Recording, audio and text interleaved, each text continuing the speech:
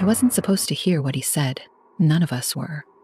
The detective, who had been stone-faced the entire interrogation, went pale, pushed back his chair, and walked out without a word. The door clicked shut behind him, leaving us in thick, suffocating silence. And that's when I realized this wasn't just a confession. It was something else. Something worse. Before we go any further, I need you to do something and pay close attention. What you're about to hear isn't some twisted internet rumor or exaggerated tabloid story. This happened, and when you get to the end, you're going to have questions. Questions that no one, not even the people in that room, could answer. So before you continue, hit that like button. It started as a routine interrogation. Nothing flashy, nothing dramatic, just a man sitting across from two detectives, answering questions in that slow, measured way that high-profile guys always do, like they know they're untouchable. But something was off. Diddy wasn't acting the way we expected. No smug confidence, no cocky denials. He wasn't defensive or angry. He was calm, too calm. And then, without being asked, he started talking. At first, the detective let him ramble. That's how interrogations work sometimes. You let them fill the silence, let them dig their own hole. But the more he spoke, the more it felt like he wanted to tell us, like he'd been waiting to say it. Then, in a voice so casual it made my stomach turn, he said it. The words themselves weren't what scared me. It was the way he said them, like it was an afterthought, like he was describing a routine. That's when the detective stood up. No warning, no reaction, just stood up and walked out. I've never seen anything like that before. For a second, Diddy just sat there, staring at the empty chair. Then, he smiled. I didn't know what to do. Should I follow the detective? Should I stay? Should I keep recording? And that's when Diddy turned to me, and he said something that still keeps me awake at night. I can't repeat it here, I won't, because once you hear it, you can't unhear it. And if you're thinking, why not just tell us? Ask yourself this, do you really want to know? Because the detective didn't, and neither do I. The room felt different the moment the detective left. The silence wasn't just quiet. It was thick, pressing in on my chest like I had suddenly forgotten how to breathe. The only sound was the dull hum of the fluorescent light above, flickering just enough to make the edges of my vision blur. Diddy didn't move at first. He just sat there, completely still, with that faint, knowing smile on his face. Then, slowly, deliberately, he turned his head toward me. His eyes locked onto mine, and for the first time, I understood why the detective walked out. There was something wrong with him. Not in the way you'd expect. Not angry, not aggressive. It was something worse. There was an emptiness behind his expression, like he was watching me the way someone watches an ant crawl across the table. Not a threat, not even worth considering, just something to be stepped on when the time came. Then he leaned forward, resting his elbows on the table. His voice was soft, almost casual, like we were two friends sharing a secret. You heard what I said, right? I didn't respond. My mouth was too dry.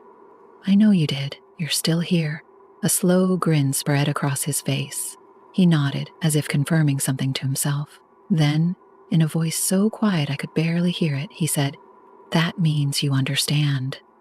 I didn't understand anything. But I didn't say that. I just sat there, frozen, my mind screaming at me to move, to do something, to get up and leave just like the detective did. But I couldn't. It was like my body had forgotten how to function, trapped in a moment I couldn't escape from. Diddy reached out and tapped the microphone sitting on the table between us. The red recording light blinked steadily, picking up everything. He knew. He was being recorded. He wanted this to be recorded. You know, most people don't listen, he continued, like we were in the middle of a conversation that I had never agreed to have. They hear things, but they don't really listen. You're different. You listened. He tilted his head slightly, examining me, testing me. So tell me. He dragged a finger slowly across the table between us. What are you going to do with that? My stomach twisted. I knew what he meant. The recording. the evidence, the thing that could, should, end everything. I opened my mouth, but nothing came out. Diddy sat back, his smile widening. See? That's the thing. You don't know. Because once you know something like this, he tapped his temple, you can't pretend you don't. I forced myself to breathe, to focus, to think. I had to get out of that room. But every part of me knew that leaving wouldn't change anything. Because I had heard him. I had heard everything. And now I was part of it. The door behind me clicked open. My pulse spiked. I didn't turn around immediately. I didn't want to. I just stared at Diddy, searching his face for some kind of answer, some indication of what was waiting for me on the other side of that door. He just grinned. See you soon. I turned, and everything went black. The darkness wasn't just the absence of light. It was complete and total erasure. No sound, no air, no sense of time passing. It felt like I had been swallowed whole, buried alive in an empty void where even my own thoughts struggled to exist. Then, pain, a searing electric jolt ripped through my skull, yanking me back into reality. My eyes snapped open, but the world around me was blurred, shifting in and out of focus like I was underwater.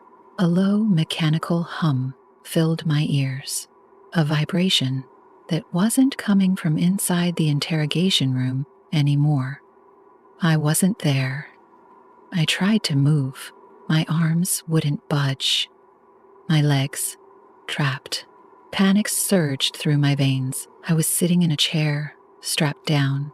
Thick, cold restraints pressed against my wrists and ankles, locked so tight I could feel my pulse hammering beneath the metal. Where the hell was I?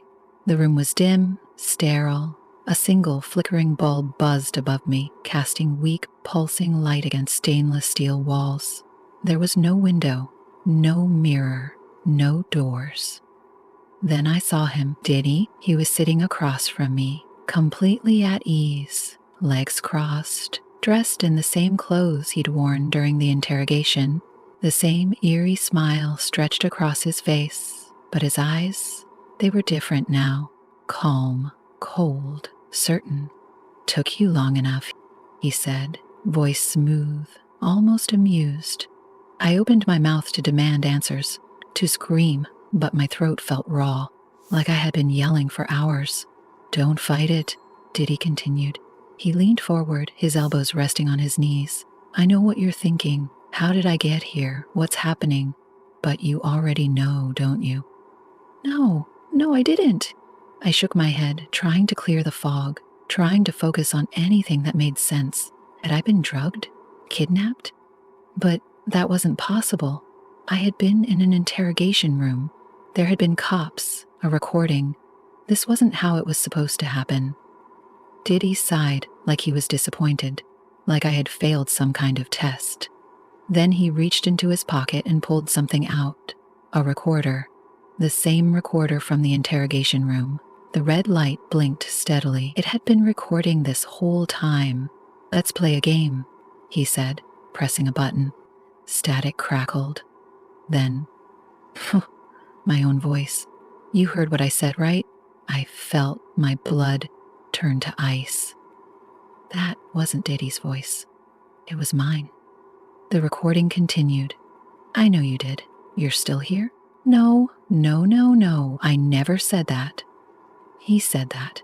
That means you understand. My stomach twisted violently. Something was wrong.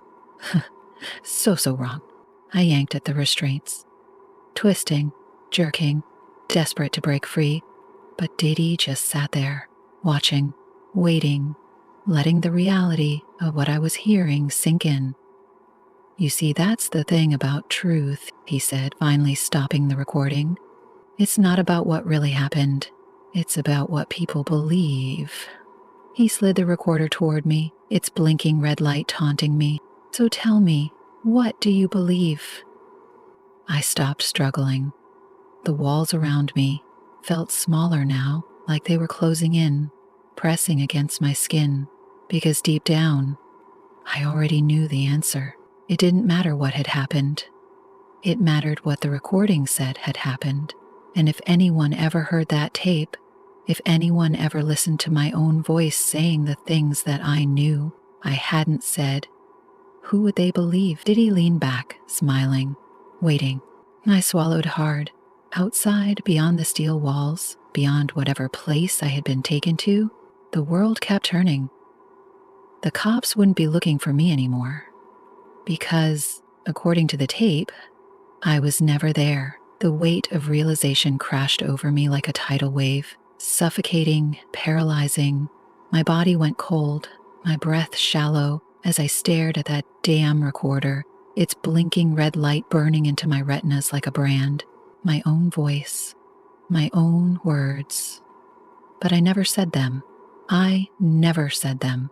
I squeezed my eyes shut, willing myself to wake up. This had to be some kind of mind game, a cruel trick, an elaborate setup. But the restraints biting into my wrists were real. The throbbing ache in my skull, the sterile chemical tang in the air, the way Diddy sat there so calmly, so assured of whatever the hell was happening. All of it was real, and that was the worst part.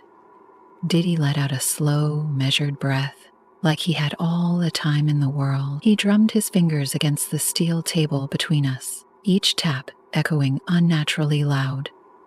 "I can see it, you know," he mused. "The moment it clicks, the moment you understand that everything you thought mattered, it doesn't." I clenched my fists. I wasn't going to break.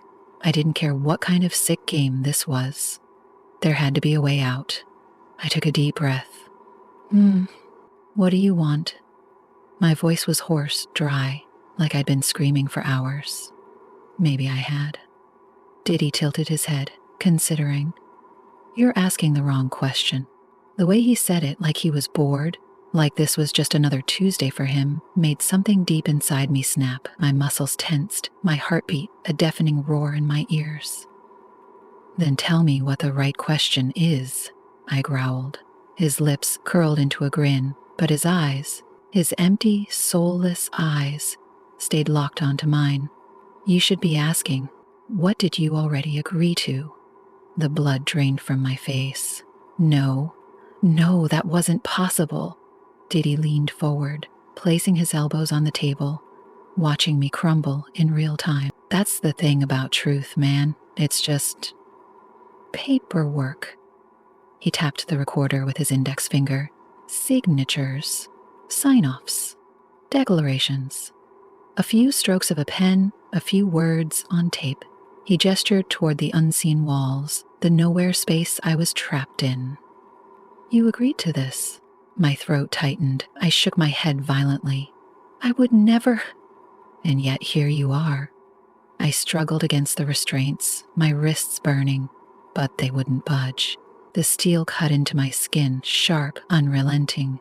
My breathing turned ragged, uneven. Diddy just sat there, unbothered, untouched by the weight of what he was saying. Like he had done this before, like he would do it again. A thought slithered into my mind, cold and nauseous. How many people sat in this chair before me? I felt something warm trickle down my wrists. Blood. The cuffs were digging in too deep, but even that pain felt distant now, overshadowed by the slow, creeping horror spreading through my bones. I forced myself to look up, to meet his gaze. If I agreed to this, if that's really my voice on the tape, then what the hell did I say? Diddy's grin widened, all teeth, all malice. "You really want to know?" My pulse hammered. I shouldn't have asked. I shouldn't have asked. But before I could answer, before I could refuse or beg or scream, he pressed play. And I heard it. The confession. Every word, every syllable in my own voice. Calm, deliberate, detailing things I didn't do, couldn't have done. Horrors that shouldn't exist. I felt my stomach twist into knots, bile rising in my throat. I wasn't just confessing to something. I was naming names. I gasped. Diddy clicked the recorder off. "Now do you get it?" His voice was gentle, almost sympathetic. "You think this is about you? You were just convenient. The tape was always going to exist. Someone was going to be on it. You just happened to be in the chair when we hit record. I couldn't breathe. My entire body went rigid, every muscle locking up as his words sank in like poison. This was bigger than me. I was never supposed to walk out of here. Diddy leaned back, stretching like we had just wrapped up a business meeting. He sighed. Well, I think we're done here. He reached into his pocket and pulled out something small, something silver. He held it up just enough for me to see. A key.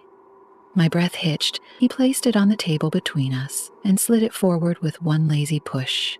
Now, let's see if you've learned anything, he said, standing up, smoothing out his clothes.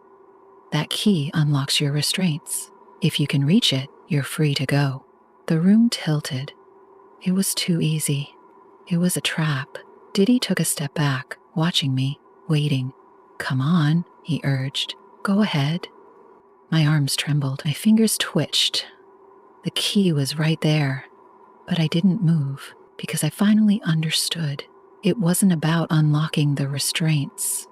It was about proving that I still believed I had a way out. And the moment I reached for that key, I lost.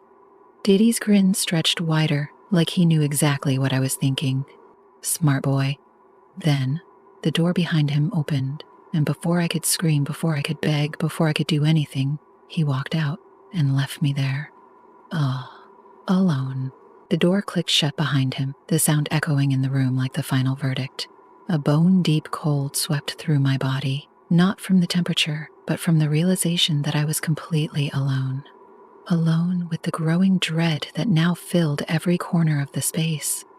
The key was right there, inches away from my hand, taunting me, a mockery of my hope. I could feel the coldness in my chest, in my lungs. With each breath I took, I didn't want to touch the key. I didn't want to move, because something told me that if I did, it would be the end. My mind raced, memories flashing back to the questions I had asked myself when I first sat in this chair, when I first realized this wasn't just an interrogation. It wasn't just about the crimes they thought I committed. This was something deeper, something twisted. This was a game, and I was the pawn. My hands clenched into fists, the raw metal of the restraints cutting deeper into my skin. The pain should have been unbearable, but it was nothing compared to the weight of what I had just learned. The key didn't mean freedom. It meant more lies, more deception, and more of whatever dark thing Diddy and his people were part of. I glanced at the silver key again, still sitting there on the table, still glowing in the dim light. My whole body screamed at me to just take it and run. But my mind, my instincts, told me that taking that key was just another step down the road to destruction. What if I reached for it? What if I touched it, felt it in my palm? What if it triggered some sort of trap I couldn't even comprehend? Was that what Diddy wanted? I could feel my heart pounding in my chest. I was drowning in fear, in the growing certainty that I had already lost the moment I stepped into this room. I had no idea who was playing the real game, me or them, but I knew, deep down, that there was no way out. I couldn't leave, not now, not after everything I had heard. I thought of the recorder, still sitting on the table, the words I had confessed, words that weren't even my own, words that seemed to come from some deep, unknown place. I could still hear the crackling of the recorder in my mind, replaying every horrific syllable I'd uttered. The names, the accusations, they were there, embedded in the very fabric of this nightmare. I had given away everything, and yet something told me it wasn't the worst part. The worst part was yet to come. Suddenly, the room seemed smaller. The walls, the floor, the ceiling, they all closed in on me, suffocating me with the weight of the truth. It was as if I were no longer just sitting in a room. I was drowning in it, sinking deeper and deeper into the mire of lies, manipulation, and deceit. I glanced at the clock. Time was stretching, warping, as if the minutes were thick and sticky, refusing to pass. My eyes flickered toward the door again, the silence of the room broken only by the sound of my own heartbeat thudding in my ears. Where was everyone? The absence of sound was deafening. It wasn't just the emptiness of the room, it was the emptiness of everything. There was no one watching me, no one in charge of this twisted circus. It was just me, alone, with my thoughts, and the terrifying knowledge that everything I thought I knew was a lie. I stood, slowly, my legs shaking beneath me. My pulse was a heavy drumbeat in my chest. My body felt detached, like I was watching someone else move through this nightmare. My fingers hovered over the key, inches away, the metal glinting in the dim light. I reached for it, my fingertips grazing the cool surface. But I hesitated. The room was too still, the air too thick. Something felt wrong. A chill ran down my spine, crawling across my skin, making every muscle in my body lock in place. I couldn't take it. I couldn't reach for that key, not anymore. Not after what Diddy had said, not after everything I had heard. Suddenly the door opened again. I froze, my heart hammering in my chest. The silhouette in the doorway was familiar, but not in a way I could recognize. It was him. Diddy stood there, his face blank, his eyes unreadable. But it wasn't his face that unsettled me. It was the change in the air. The very atmosphere seemed to shift with his presence. He didn't come in. He just stood there, watching me, like he was waiting for something. I couldn't breathe. I didn't know what to do. The tension in the room was unbearable, suffocating. I felt like I was choking on the air itself. He didn't say a word. His presence was enough. His silence, more terrifying than anything he could have said. And then, without a word, he turned and walked away, his footsteps echoing in the hall. The door clicked shut again, leaving me in the silence. But this time, the silence was different. It was heavy, with something I couldn't quite place. A sense of dread lingered, as if the very room had been altered by his presence. I sat back down, my heart racing, my thoughts spiraling. Was this part of the game? Was he testing me, watching me, waiting for me to break? Or was there something more? Something darker? The door opened once more, and this time, I didn't hesitate. I didn't wait. I reached for the key. My fingers closed around it, and as I did, I heard the faintest sound. A low hum. A vibration that seemed to reverberate through the walls. I stood up, key in hand, and turned toward the door, but it wasn't a way out, and I knew, with a cold certainty, that I had just sealed my fate. I stood frozen for a long moment, key in hand, staring at the door. The faint hum reverberated through the walls, a soft, pulsating sound that seemed to get louder the longer I stood there. It wasn't a natural hum. It was mechanical, like the hum of an old machine running on its last legs, desperate and dying. My skin prickled with unease, and I could feel the hairs on the back of my neck stand up. I wanted to drop the key. I wanted to throw it away, walk away, but my hand clenched around it, as if it had become an extension of myself. My heart was racing. My throat felt tight, and each breath was labored, as though the air had thickened, become more oppressive. The door, which once seemed like my escape, now felt like a cage, like whatever lay on the other side of it was far worse than the room I was in.